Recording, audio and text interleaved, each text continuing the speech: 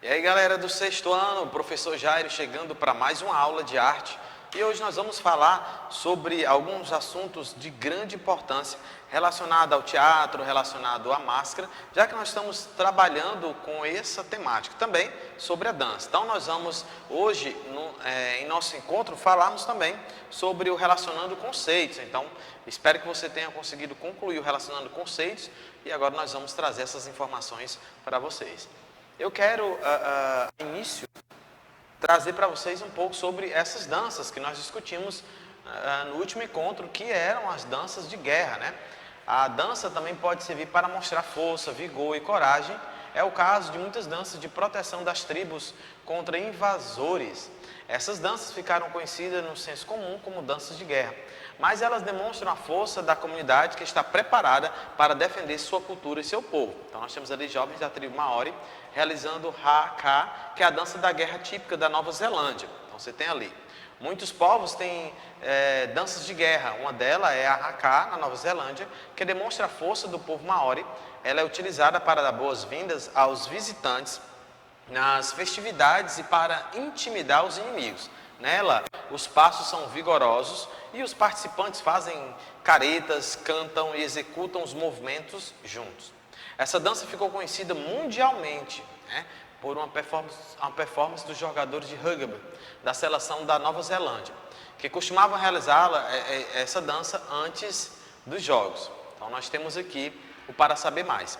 Havia dança também entre os etruscos e os romanos. Entre os etruscos só se observava a dança por meio das representações, pois não há até hoje conhecimento de textos escritos, mas podemos perceber que recebeu forte influência dos gregos desde o século VII antes de Cristo, pelas representações que apareciam de indícios de danças guerreiras. As representações mostram movimentos harmônicos entre gestos e discursos na mímica antiga. Entre os romanos, a dança parecia ter um sentido mais claro e específico. Tudo girava em torno de reis, república e império, do século VII ao século VI antes de Cristo.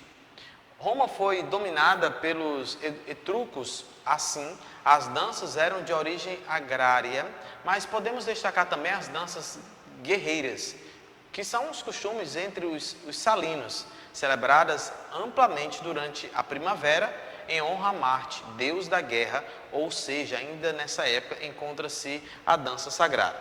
Nós vamos um pouquinho mais à frente, aqui uma imagem das danças de guerra, tá? No seu realidade aumentada aí, no RA, você vai conseguir identificar algumas informações presentes nesses números sobre essa dança. O Haka, temos aqui, é uma dança de guerra Maori. O Haka é um tipo antigo de dança de guerra da tribo Maori. Então você tem aqui as imagens, aqui os jogadores de rugby da Nova Zelândia, tradicionalmente realizado tanto no campo de batalha como quando os grupos iam em paz. Haka é uma demonstração vigorosa de orgulho, força e unidade de uma tribo. As ações incluem pisadas firmes no chão, salientar a língua e dar tapas no corpo em ritmos para acompanhar um alto cântico. Então você tem aí informações importantes. No nosso próximo Google Meet nós vamos conhecer um pouco dessas imagens, tá? Você pode fazer também isso em casa. As palavras de um Haka muitas vezes descrevem poeticamente os ancestrais e eventos da história da tribo. Hoje o Haka continua sendo usado em cerimônias e celebrações maoris que homenageiam convidados e mostram a importância da ocasião. Vamos um pouquinho à frente, aqui uma imagem bacana, que é um homem da tribo Maori. Essa imagem, ela é uma imagem que vai apresentar justamente a diversidade cultural, o respeito pela diversidade que existe no mundo, né? A forma como as pessoas aprenderam sobre arte, sobre cultura, sobre a pintura corporal, sobre a expressão, sobre a dança. Então essa é uma imagem que traz aí, nesse momento, informações importantes para que você possamos entender que a cultura ela é predominante, né? Que a cultura ela é de fato importante para que as pessoas conheçam essas informações e percebam que o mundo traz sim uma diversidade que é importantíssima. E eu e você precisamos respeitar essa construção através dos valores. Vamos um pouquinho mais à frente. Nós temos aqui o nosso relacionando conceitos, né, sobre danças rituais. Dança dos povos tradicionais. Nós vamos ver agora como é que acontece todo esse processo na perspectiva aí da dança dos povos tradicionais, né? Os povos que buscam aí apresentar para o mundo a sua cultura, a sua arte. E isso é de fato de grande importância, de grande relevância para a sociedade. Então nós temos aí danças rituais relacionando conceitos, tá? Relacionando conceitos. Nós estamos construindo, você vai agora junto com o seu professor, construir esse relacionando conceitos. Bom, nós vamos agora ao nosso relacionando conceitos, danças rituais. Então prestem atenção às informações. Primeiro, dança dos povos tradicionais. De um lado, nós vamos ter que essa dança dos povos tradicionais caracteriza-se pela dança ritual. Ou seja, dança ritual que vai trazer o quê? O formato. Existem alguns formatos que são importantes para que você possamos perceber. Então, formato em duplas, em filas e em círculo. Então, você percebe aí que existe justamente essa relação com as danças, né?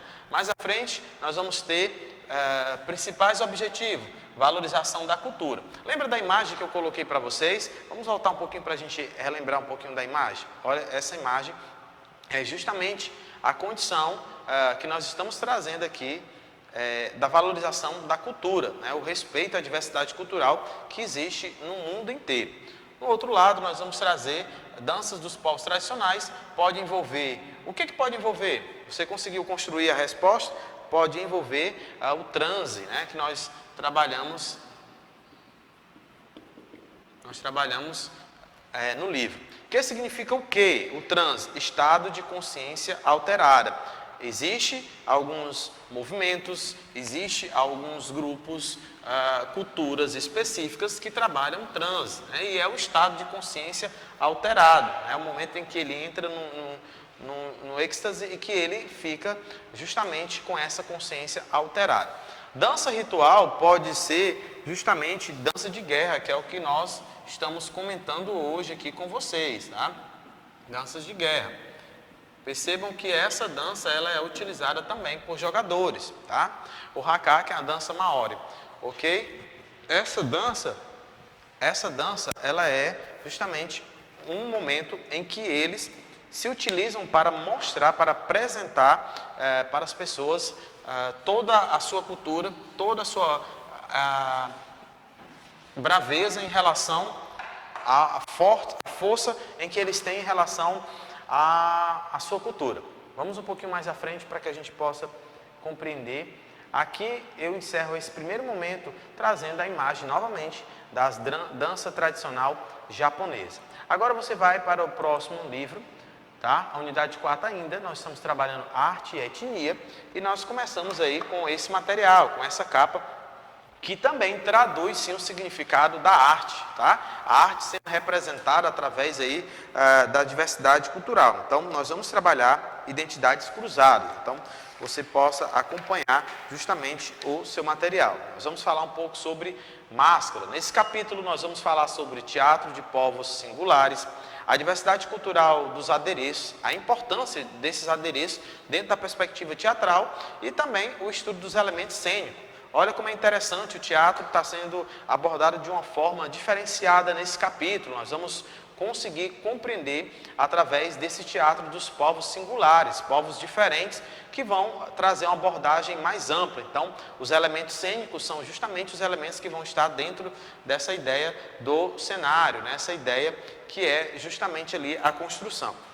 Vamos lá. Identidades cruzadas. Aqui, como todos os capítulos, trazem algumas informações, trazem aqui algumas perguntas. Qual máscara acima chamou mais sua atenção? Por quê? Em sua opinião, para que serve cada uma delas? As máscaras são utilizadas em quais ocasiões? Que sensação elas transmitem? Então, aqui você tem um RA que você vai estar aí tendo a oportunidade de conhecer um pouco mais. Tá? Aqui fala um pouco sobre a máscara no teatro, que você pode observar, que traz perguntas, tá? É importante. A máscara que é utilizada no carnaval em Veneza, né, são tipicamente ricas em cores. Vamos falar um pouquinho sobre as máscaras, né? As máscaras, elas vêm influenciando gerações. A máscara é uma peça da indumentária de um ritual ou de uma apresentação teatral, que cobre total ou parcialmente o rosto da pessoa que a utiliza. Algumas máscaras deixam espaço para os olhos e a boca, mas essa não é uma característica necessária nas máscaras rituais de povos tradicionais. No teatro e nas festividades ocidentais em que se usam máscaras, geralmente elas apresentam espaço para os olhos e a boca ou cobre apenas metade do rosto. Nos rituais dos povos tradicionais, a máscara não deve ser vista fora do contexto da apresentação ritual, pois perde o seu valor e sua função social como parte da indumentária. Então aqui está dizendo o texto que é justamente interessante que se tenha essa relação dentro das tradições que existem em cada povo, que a máscara não deve ser vista fora do contexto, né, no momento da apresentação desse ritual, dessa apresentação cultural. Quando o texto fala em apresentação ritual, está aqui justamente falando que é aquele rito, que é aquela comemoração. Exemplo, um casamento é um ritual, tá? Mas aqui nós estamos trabalhando um momento específico. Aí vai dizer o texto ainda mais que quando isso é visto separadamente, não vai apresentar uma função social. Então, essas máscaras não têm a função de decorar, mas sim de transformar ou personificar algo dentro daquele momento do ritual. Por isso, muitos pesquisadores dizem que essas máscaras, quando são expostas em museus, perdem totalmente seu significado e não podem ser compreendidas em sua totalidade. As máscaras usadas em qualquer que seja as festividades e no teatro ocidental também não apresentam função decorativa, mas servem para compor um personagem.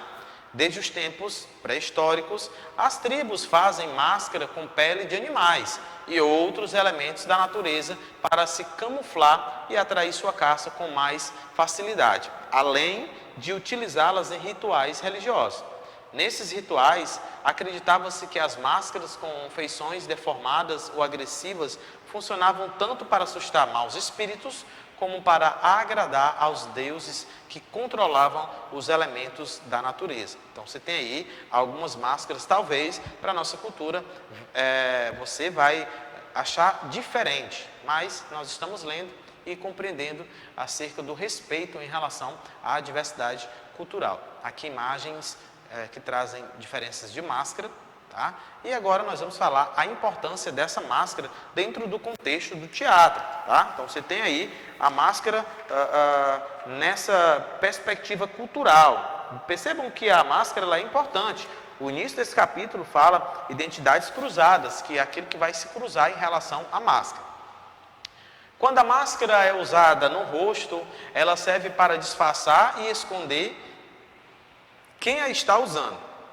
No teatro, muitas vezes, isso ajuda o ator ou atriz na construção do seu personagem, pois elimina o rosto do ator, criando para ele uma nova identidade. Em uma peça teatral, alguns atores podem usar máscara para mudar completamente o rosto, para ressaltar determinadas características do personagem e até para que um ator possa representar mais de um personagem. Então, com certeza, ao longo das peças de teatro que você assistiu, você vai conseguir compreender isso, você vai conseguir perceber que se um ator ele representa mais de um personagem, ele pode sim utilizar tanto da maquiagem quanto ele pode se utilizar da máscara. O uso da máscara exige um trabalho mais intenso com a expressão corporal do ator, pois com o rosto coberto, as expressões do personagem devem ser transmitidas ao público por meio dos gestos e dos movimentos corporais. Muitas vezes, usa-se uma máscara neutra na representação, como a máscara toda branca sem expressão. Nesse caso, a tarefa do ator é tornar-se ainda mais elaborada, pois a atenção do espectador estará voltada unicamente para o corpo do ator, já que o rosto não diz nada. Então você tem aí justamente essa relação com a máscara, né? A máscara ela traz sim uma importância grande e nós estamos trazendo para vocês, para que a gente possa estar discutindo, né, essa relação desse conteúdo aí que é a máscara. Eu quero trazer para vocês, para que vocês percebam aqui dois estilos de máscara, né?